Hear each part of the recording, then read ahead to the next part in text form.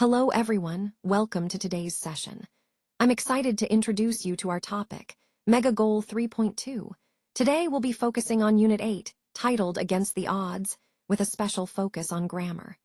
Over the next few minutes, I'll give you a quick overview of what we'll cover, including key concepts and language skills related to this unit. Let's get started. Let's take a look at what we'll cover in this lesson. First, we'll focus on practicing how to reduce adverb clauses correctly. Next, we'll learn how to apply the rules effectively in different sentences. Then, we'll explore how to distinguish between the so, that structure and the such, that structure accurately. These are essential skills to improve your grammar and make your writing clearer. The main goal here is to understand the rules thoroughly so you can do the exercises correctly. Remember, mastering these structures will help you communicate more precisely and confidently. So, let's get started. Now let's take a closer look at the result and the cause. When we talk about a cause and effect, we often want to emphasize how strong or impressive something is. That's where the phrase such, that comes in. For example, if I say, "It is such an amazing book that I have read it many times," I'm highlighting just how incredible the book is. The word such helps make the adjective or noun even stronger. To form this structure, we combine such with an adjective and a noun, like such an amazing book, and then add that to introduce the result or effect. In our example, the cause is, "It is an amazing book," and the result is, "I have read it many times." When we connect them with such, that, it clearly shows how the cause leads to the effect. This structure is very useful because it not only makes our sentences more expressive, but also clearly shows the cause and effect relationship. Remember, such helps us emphasize the strength of the cause, making the overall message more impactful. Now let's look at how we can connect causes and results using this important structure. When we want to show that one thing leads to another, especially when the cause is strong, we can use the pattern, so plus adjective plus that. For example, "I was so tired that I couldn't finish my homework." Here, the word so emphasizes just how tired I was, and it explains why I couldn't complete my homework. It's useful because it helps us make our sentences more expressive and clear about the relationship between the cause and its effect. Remember, when you're joining two sentences like this, omit very before the adjective. Instead, just use so to intensify it. This structure is especially handy when you want to highlight the strength of a feeling or situation, making your explanation more compelling. So, whether you're describing feelings, conditions, or other scenarios, this pattern helps you clearly show cause and effect in a natural, fluent way. Let's take a closer look at uncountable and countable nouns.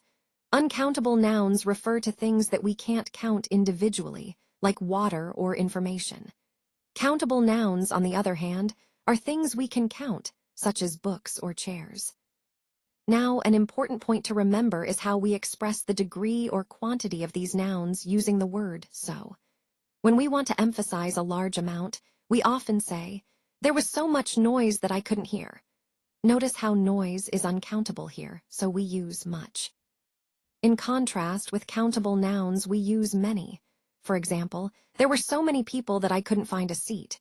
Here, people is countable, so many fits perfectly.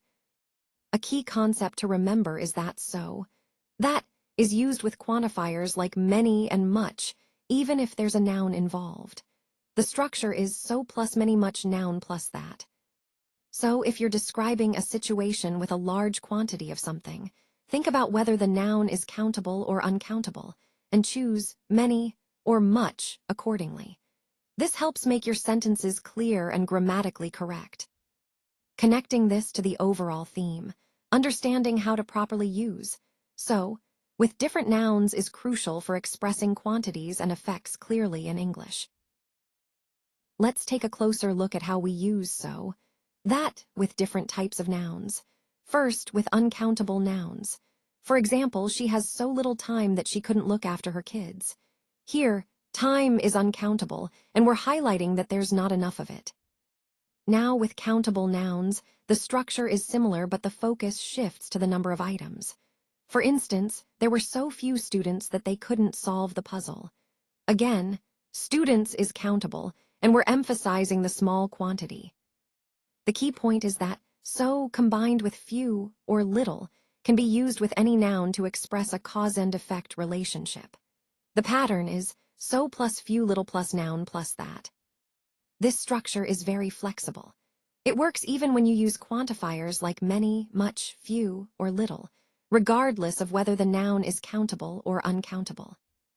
In summary, so, that helps us communicate how a quantity or amount of something can lead to a specific consequence, making our descriptions more precise and impactful. This is an important part of understanding how to express cause and effect clearly in English.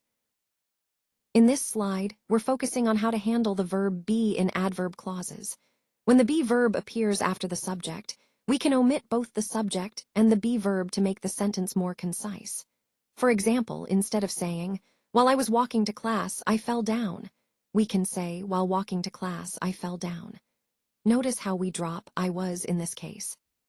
It's important to remember that this reduction is only possible when the subject is the same in both clauses. If the subjects differ, we can't omit the be verb or the subject. This is a useful way to make our sentences shorter and more natural, especially in spoken English. It helps us connect ideas smoothly without unnecessary repetition. Just keep in mind, the key rule is that the subject and the be verb can only be omitted if they are the same in both parts of the sentence. Now let's look at how we can simplify sentences that have adverbial clauses of time. For example, in the sentence, "Before going to school, I eat my breakfast," we can make it more concise. The key point here is to omit the subject and change the main verb to a form ending in ing when there is no be verb. So instead of saying, "Before I go to school, I eat my breakfast," we can say, "Before going to school, I eat my breakfast." This way, the sentence becomes shorter and more natural. Remember, if the original sentence has a subject and a be verb, we usually keep it. But if there's no be verb, we omit the subject and use the ing form of the verb. This reduction helps make our sentences more concise, especially in spoken English or when we're trying to be efficient with words. It's a useful skill for improving clarity and flow in both speaking and writing. All right, let's look at this slide. The first sentence says, "After doing my homework, I watched TV." Now, notice that in English, when we talk about routines or habits, we often use the subject I, but in some cases, especially in casual speech or certain grammatical structures, we omit the subject to make the sentence more concise. The second sentence says, "We have to omit the subject I." This is a hint or a rule that helps us understand how to simplify or shorten sentences when the subject is clear from context. Then the third sentence says, "After I doing my homework, I watch TV." Here, the key mistake is present. We see I doing instead of I do. This is a common error that learners make. It's important to recognize that after, when talking about routines, the correct form is doing only if the sentence is structured correctly, but in this case, it should be I do my homework. Finally, the slide asks us to find the fib. This means one of these sentences is incorrect or a fib. The correct sentence should be, "After I do my homework, I watch TV." The one with I doing is the fib or the mistake. This slide highlights how important it is to pay attention to correct verb forms and sentence structure, especially when we're trying to tell routines or sequences of actions. It ties into the overall theme of understanding proper grammar to communicate clearly and effectively. So here's an interesting example. Imagine I'm driving to work, and suddenly I get a call from my boss. Now, if we look at the original sentence, it says, "While driving to work, he got a call from his boss." But notice, we're supposed to omit the verb be in this case. That's why I changed the sentence to, "While was driving to work, he got a call." Now, what does this tell us? It highlights how, in certain contexts, we can reframe sentences to focus on the action without explicitly using the verb be. This can make our language more dynamic and concise. Also, it ties into the overall theme of understanding how to identify and play with sentence structures, especially when trying to find hidden or fib elements that might be misleading or unnecessary.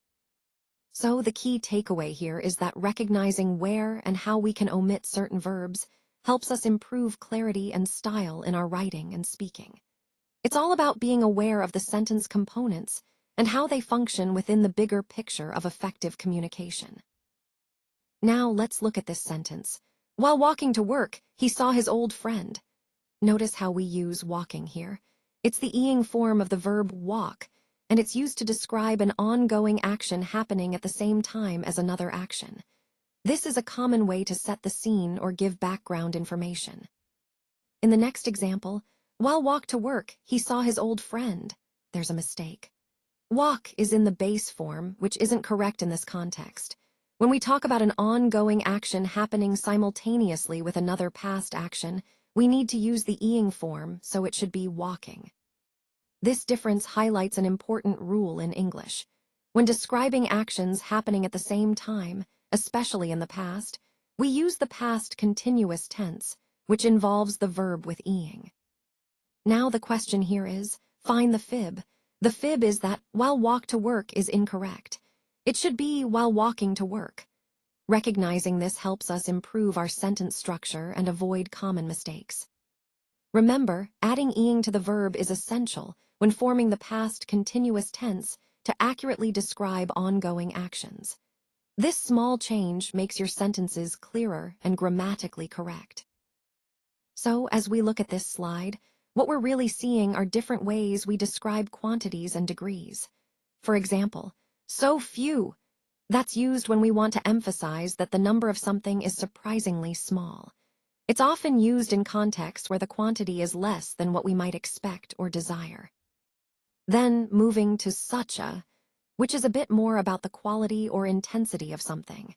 It's used to highlight the significance or impact of a particular thing or situation. When we say so many, we're shifting to a much larger quantity, emphasizing abundance or multitude. It's a way to stress that there's a significant number of something. Similarly, so on its own is often used to intensify an adjective or adverb, like so important or so quickly, adding emphasis to the quality or manner of something. Such and such a are used to describe the nature or character of something, often highlighting how remarkable or extreme it is. Then, so little is comparable to so few, but often used with uncountable nouns, like so little time or so little information, emphasizing scarcity. Finally, as we see at the end, the repetition of these phrases underscores how versatile and nuanced our language can be when we're expressing quantities, degrees, or qualities. Overall, these expressions help us communicate more precisely and vividly about the world around us, which ties back to the theme of effective language use and clarity in our communication. Let's take a closer look at the slide. As you can see, we've labeled these points from A to G, and each one plays a significant role in understanding the overall concept. Starting with point E, this represents the initial step or element we need to consider. Moving on to B, which builds upon that foundation, showing how these components are interconnected. Then, G highlights a key outcome or result that emerges from the previous points. Point C emphasizes an important aspect that often gets overlooked, but is crucial for a comprehensive understanding. Following that, F introduces a different perspective or an alternative approach to the same issue. Pointer wraps it all up, tying the concepts together and reinforcing the main message. Throughout this slide, the key takeaway is how these individual elements come together to form a complete picture, illustrating the interconnected nature of the topic. This interconnectedness is essential for grasping the bigger picture and applying these insights effectively in practice. After finishing a large meal, I often feel sleepy. This is because our body directs more blood to the stomach to help digest the food, which can make us feel drowsy. You should always put on sunscreen before going to the beach to protect your skin from harmful UV rays. It's a simple step that can prevent sunburns and long-term skin damage. While waiting for the bus, we looked through some magazines. This is a good way to pass the time and stay entertained while waiting. Before finding an apartment to rent, they had looked at dozens of apartments, which shows how important it is to explore many options to find the best fit. Before moving to Riyadh, my family had always lived in the country, so moving to a big city was a big change for us. Since joining the social networking site, he has met many new friends, highlighting how online platforms can expand our social circles. While walking down the street, I ran into my old science teacher, which was a pleasant surprise and a reminder of how small the world can be. These examples illustrate how we often perform actions or experience events that are connected to our routines, choices, or chance encounters, reinforcing the importance of being prepared and open to new experiences in our daily lives. Wow, what a hot day it is. You can see that the teenage boy's ice cream cone is melting quickly, dripping all over his hand. It's a perfect example of how hot weather can make things messy, but also fun.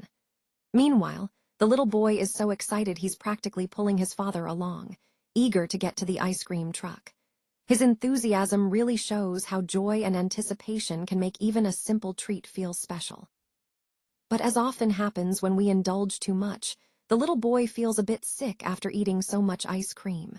It reminds us that moderation is key, even when we're having fun. Then we see the teenage boy running, but he ends up tripping and falling. It highlights how accidents can happen unexpectedly, especially when we're distracted or in a hurry. Finally, before he starts skateboarding, the boy is putting on knee pads. This is a great example of safety first, preparing properly before trying something active or risky. All these points connect to our overall theme. Whether it's enjoying summer treats, staying safe, or being prepared, it's about balancing fun with responsibility. All right, for this final slide, I want to direct your attention to the workbook, specifically page 302, where you'll find exercises. See, these exercises are designed to reinforce the concepts we've covered today, so I encourage you to complete them thoughtfully. Additionally, there's homework related to this content, which will help solidify your understanding and give you a chance to apply what you've learned in a practical way. Remember, engaging actively with these materials is key to mastering the material and connecting it to the overall theme of our presentation. So, take your time, review the exercises carefully, and use the homework as an opportunity to deepen your comprehension. Thank you for your participation today.